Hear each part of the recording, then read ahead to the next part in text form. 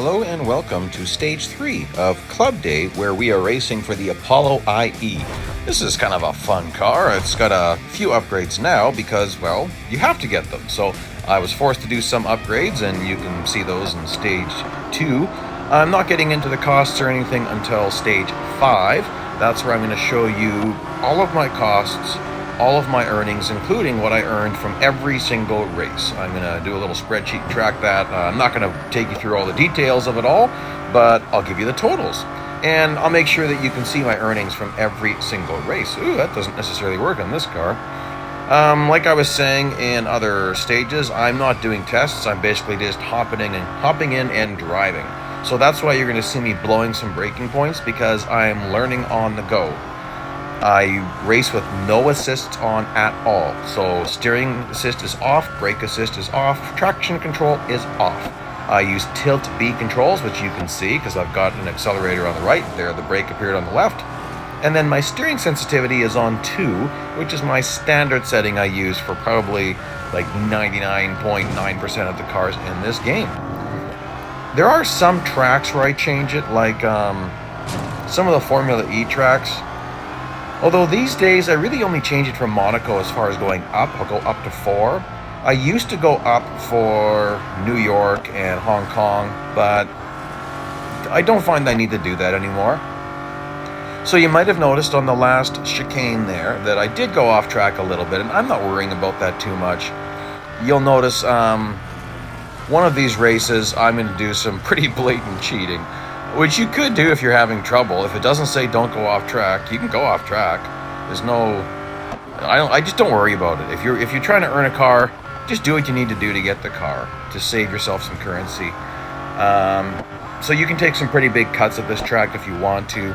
When a race says no off track, in these types of events, it usually means you still get at least 1 second of off track. It doesn't show you that, but you can test it and find it out. And you'll see that. You'll see that in some stages that say no off track. You'll see me sometimes going off track, often by accident. And this one at Circuit de Catalunya, sometimes this last corner, sorry, not the last corner, the corner that we just went through, I sometimes do some different strategies there depending on the race requirements. So right here, you can do substantial cutting to shave time. And if you wanted to, like, that would have been allowed in a time trial, and I was not optimizing that. But this is a joke of a race right here, so no challenge. But there we go, and we'll zip through this here. Little shot of my earnings, and then we're moving on to the next one. Now, I don't know if I mentioned it in any of the videos yet. I have a brand new phone, so I'm on iPhone 13 Pro Max. Which, yes, now I do remember mentioning that. Not really noticing much as far as, there's no difference in racing. I certainly notice a difference in the experience, because this phone is it's got a really good chip. So just the display I'm seeing is better. I'm curious to know. I don't think the video display is much different. I did notice some really minor differences though. Like, for instance, I noticed when I'm racing, if I watch the grass on my old phone, which is an iPhone XS Max, it seemed like it was like repeating ever so often, like just almost like there was a bit of glitches in it in some of the background. Not big, but it was just a little bit odd. I'm not noticing that with my 13 Pro Max. I also know that my screen's a little bit bigger. 10S Max had a 6.5 display. This has 6.7. Which I like. I do like having the slightly bigger display. Don't really notice it feeling any bigger in my pocket. And this phone is heavier by 30 grams. And so 30 grams is like 30 pieces of rice. It's like, I don't even know if it's that much. Oops, that's a blowing corner. So it's really not any heavier. Battery life, oh my gosh, what a difference. That's the big reason why I replaced my 10S Max. I did not want to do it. You guys know that I have a hard time spending money in the game. Well, real life, same way. I don't like spending money. So I was going to wait, but my 10S Max, I mean, sometimes, 8 hours into the day of barely even using my phone, it was almost dead. And this 13 Pro Max has amazing battery life. best battery life of any Apple product. I don't really know the comparisons to Android, but pretty good. And I'm liking it. I have to use... A lot of people razz me about the Android thing. It's actually Android's fault that I first went to Apple. I was a Samsung dude. I started on Samsung Note 4. My first videos were made on my Samsung Note 4. Then I went to a Samsung S7. Then Android decided to make it so you cannot record internal audio in Canada or in the United States. And I called Samsung and LG, and they both said there's nothing they can do about it. It was an Android decision. And I said, you're forcing me to go out to iOS. They said, we know. We're actually upset about it. A lot of gamers are mad. We're losing clients. Nothing we can do. My only option was to root my phone. And when you root your phone, it's basically considered a hack. You void your warranty and you void any service support from Fire Monkeys. So if something went wrong in the game, that'd be my problem. So I went, you know what? Forget it. Just forget it. I looked into rooting it and I just went, oh well, forget it. It's actually worked out really good anyway. There's been other reasons why I've now ended up needing iOS. So, hey, no hard feelings, but that's why you see me doing this. All right. Not much to talk about because I've been finding this really easy. So this particular race here, we've got brake degradation, but the brakes renew. So it's not like tire degradation where it's gone. It renews. And so you'll see what I'm talking about there. See, the brakes are now building as I'm driving. So this is actually really cool. I really like this because this is definitely like real life. If you watch... I watched various types of racing. I seem to notice this the most in NASCAR, the abuse on their brakes. And on certain tracks, they've had brake rotors explode. And you see the... Sorry, not brake rotors, brake calipers explode, but the rotors get red hot. That's not uncommon in racing, but seems like in NASCAR it's more common that they get overheated because they've got a lot of ducting, and of course, in NASCAR they make more contact, and so sometimes things are getting damaged. So they have to adjust their braking points depending on their brakes. In fact, sometimes those guys heading to a braking point, sometimes they will tap the brakes a few times just to make sure they're going to work. So anyway, if you wanted to mitigate some brake loss, you could get off the gas earlier, or you can do that. You can get off the brakes, or you can get on the brakes later. So lift the gas early to coast for a while. I'm not too worried about it. I'm playing with this a little bit to see the degradation, and that time that might have been considered off track. Again, I'm not going too crazy about this. Like, some people play this game way over the top. Some people actually don't understand real racing. What I mean is they'll say, well, you need to stay within the white lines all the time. You can't ever take one tire over the white lines. Okay, you're not actually paying attention to racing. Because real racing, I see guys taking the left sides or right sides over the white line all the time.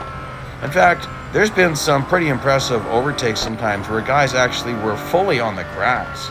I mean, that's super risky, but it happens. If it's not in a corner, it's not a violation in certain series. So, you know what? If you want to be that way, be that way. Drive the race that way if you want to. Good luck. That's all I got to say. It's just good luck to you, because you're never going to be competitive in any time trial competition. You're going to be giving away gold, because all the competitors are maximizing these corners in this game, which means you're getting your inside tires, your inside and your outside tires in the grass all the time, because that's what you got to do. If you don't want to do it, don't do it, but you're giving away a lot. All right, now you could see I was doing my crazy technique there, where I brake real late, I pitch the car around and bounce off the wall. Yeah, I sometimes do stuff like that. It's actually a really cool technique. Now, this is where I'm going to blatantly cheat, because I decided I'm sick of not winning these races. And I could win them if I just upgraded to all Tier 3 upgrades right now, but I don't really want to do that. So I'll just show you some of the cheats you can take if you want to do some of that. That corner, whoa, Nelly, is that ever close to going off track? That corner took me years to realize that I was really driving it incorrectly. So we're going to really do some aggressive cutting at the end here, just to show you what you can do and the advantages of it. So again, I'm going to brake really late and slam this thing into the wall. Actually, I tried to do my other cut and that didn't work at all. Okay, so you can see I'm still really far behind, but we're going to go lawnmower mode. We're going to cut across the grass. And then we're going to cut the chicane, and there you go. And that's what you can do if you want to get in the lead really easily. I'm just going to do that this race so you can see how it's done. There is cuts like that at many tracks, like at a Spa. You can really cut the last chicane, and you can also cut the top of Camel. I've done stuff like that lots. Here we're going to cruise through the upgrades that I'm buying quite quickly. I'm not really being picky. I did tests, and this was the cheapest way to do it. It was way more expensive to buy tier 5 upgrades on one and then lower the other ones, because the tier 4 upgrades are incredibly expensive, so there was no benefit to that. And again, you don't have to worry at all about these races where there's drafting, because there's tons of time to get the drafting in, because it goes by way quicker than you think it does. But the average speed requirements, okay, no, that wasn't great. Average speed requirements can get me a little stressed out at Catalunya because of the last section of the track here. So right here, if you were cutting off track the way I was doing in the last race, you would really find that this is ridiculously easy. Oh boy, that's just horrible. But I'm not going to do that, because I'm going to take the harder path just so you can see. If you're having trouble, then this will show you that it's not very difficult to do this, even if you take the harder path. So no cutting right here, just watching my braking points. I'm not going to really worry about drafting right now. I'll worry about getting that in a little bit later. Well, right here I'm behind this guy, so I might as well get some drafting in. Actually, I'm not really sure if it's possible for me to win this race. So yeah, I'll get a good amount of drafting in right now. Might as well. I mean, it's nice to try to win every single race, but it's also nice to not have to repeat a race 3 or 4 times when it's unnecessary to do so. It just wastes my real lifetime. Oh, nuts. I didn't expect that. Well, if I've damaged my car, that's going to hurt my average speed ability. So, I might get a little bit... we'll take this proper. Ooh, that's pretty good, actually. And we'll see how much my speed drops here to see if I have to. I will take cuts on my last lap. I'll try not to, though. Like that was a little bit aggressive. That was probably off track, but probably off track for like 1/10 of a second, because even when you're cutting the corners the way I did, as long as one tire is off track, you will not be considered off track. Sorry, I said that totally backwards. As long as one tire is on track, then you're not considered off track. So as I'm going over that chicane, going over the bumps, I've done tests like this doing time trials. It can be a great place to do it, or endurance events can be even a better place, because your distance turns red, indicating you're off track. And it's how you maximize earnings in time trials. It's how you can sometimes get that extra 50 or extra 100 gold, is realizing, oh, I could take this corner a little bit straighter and I could shave off another 1/10 or even 2/10 sometimes. Like shaving off 2/10 of a second in a time trial competition, that's going to move you up hundreds and hundreds of places. So it is worth your while. So what I'm talking about here, like that, definitely. Okay, now this I'm really off track, but I was getting a little bit worried about my average speed. Oh, and let's just blow that corner. On the one chicane there, and my one right side, both my back tires were totally off track, but my left front was on track. So you can get away with stuff like that. Okay, here are the earnings for stage 3. Here's a playlist link and some other stuff. Please like, please subscribe. Thank you for joining me today. Next stage is right coming up here.